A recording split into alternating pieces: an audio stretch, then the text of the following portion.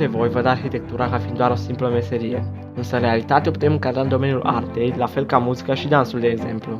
Toate clădirile, structurile, chiar și parcurile se datorează unor oameni extraordinari, de la cel care schițează planul lucrării, inginerul arhitect, până la cel care trudește pentru a aduce la viață muncitorul.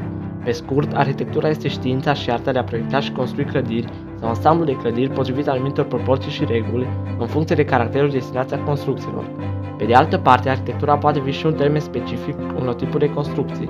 De exemplu, grecii au inventat ordinele de arhitectură doric, caracterizat prin robustețe, forme puternice și decorații sobre, ionic, mai bogat decorat și are proporții mai zvelte și elegante, și corintic, asemănător cu ionicul, dar are capitalul mai bogat decorat.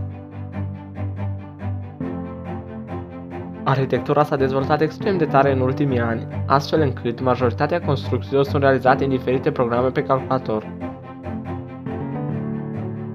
Proiectele construite se pot schița foarte ușor, fără a mai fi nevoie de desenul propriu-zis al arhitectului.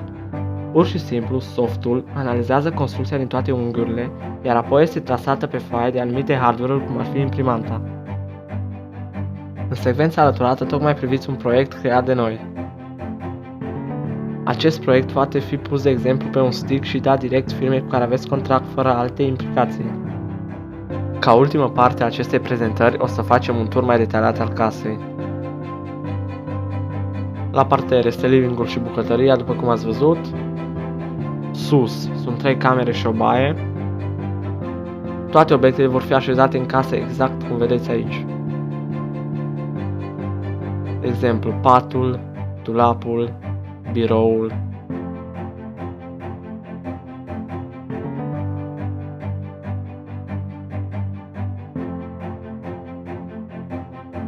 Un alt exemplu, televizorul, noptiera, alt dulap,